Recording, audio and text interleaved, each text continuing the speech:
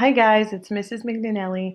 I wanted to show you an additional tool that we can use online for our poetry analysis unit. If you go into Pearson Realize, our textbook website, pearsonrealize.com, you know your password and your username. If not, make sure you ask me at school, but it's very simple. Um, so if you go online to pearsonrealize.com and you sign in as a student, you go to the literature textbook. And even if you don't know the page number that we're up to, if you're absent, you can figure it out by looking at our essential questions, because we usually start off the unit with these same essential questions. So you know we've been going over what is the best way to communicate. We've talked about why poetry is a good way to communicate and how we use song lyrics to communicate our feelings, things like that. So you would know this is where we go to. And then you find this is the first poem that we annotated in class, Maestro by Pat Mora. Okay, and we did this on paper in class, but there's this great tool. If you go up to the upper right-hand corner, it's called the close reading tool. And when you click on that, it's going to take a second, but then it's going to bring you to a page that includes all of the poems that are in our poetry packet. So we have it in hand so we can do our homework, but you can also go online, which is great. And you can do your homework online on the computer. So when we're looking at annotating a poem, you see up here are all the titles in our packet. Maestro, The Desert Is My Mother, by Lando. All of those are in our packet. So when we look at Maestro and we look at the poem that we annotated in class, remember we went over what alliteration was. How he hears her is an example of alliteration because it repeats the H sound, right? The H in he hears her. So I would highlight that and look at what I can do. I can add a note, I can add a highlight, I can add a resource, or I can add an underline. So let's say I want to add a note.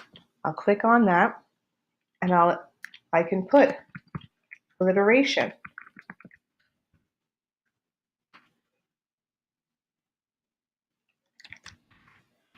The H in he and hears and her is repeated, and that shows alliteration in the poem. And even if you wanted to just keep it short and just say alliteration because you already know what alliteration means, that would be fine. It's another way of annotating the text. When he hears her, when he bows, rows of hands clap. I'm not going to read the whole poem again because we went over it in class, but I'll highlight something like this. Now, instead of adding a note, I'm going to add a highlight. And maybe I'm going to make it blue because I know blue will represent repetition. I might even go back and say, you know what, let me choose another color for alliteration and say alliteration is yellow. Okay, and remember we talked about the internal rhyme here. Both cast their music in the air for him to snare. I'm going to make that green to show rhyme. So you see now we can annotate the poem not only by hand on the packet that we received, but also online on the computer. So if you miss any work, you can just move on to the next poem. The next poem that we're going to go over is The Desert Is My Mother.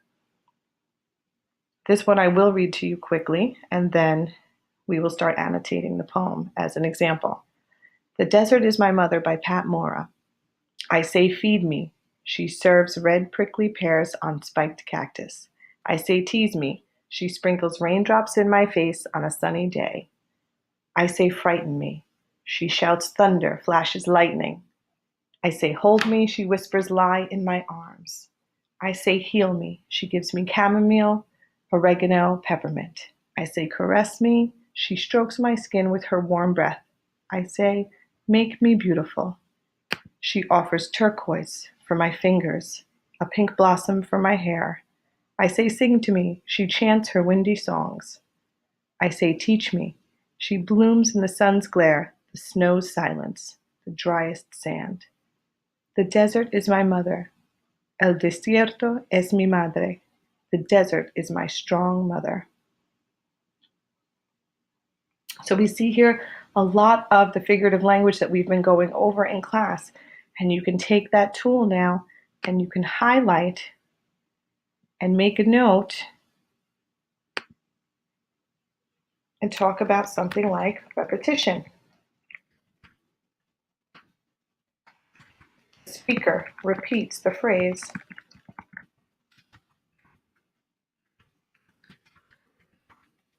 I say. And then you can think about the meaning behind that, right? Because we have repetition that's usually a sound device, but it could also be a device for meaning, right? It's an emphasis of something. And it's very much like a child would ask for something. Because children ask many, many questions and ask for many things, don't they? So much like a child would ask for something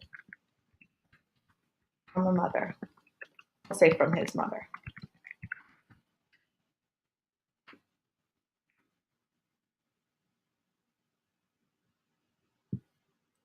And then I just wanted to show you, that skipped over to the questions, but that's fine. I wanted to show you how you can take these questions now and you can use your notes to go back here and type in your answer. What scene is described in lines 1 to 5 of Maestro? We discussed that in class, and now you can put your answer here. So this is a great way for you to make up any missed work. If you did not hand in your analysis of the first poem, Maestro, now you can make this up by using this tool. Okay, so I hope to see your work online, and I'll see you in class. Bye.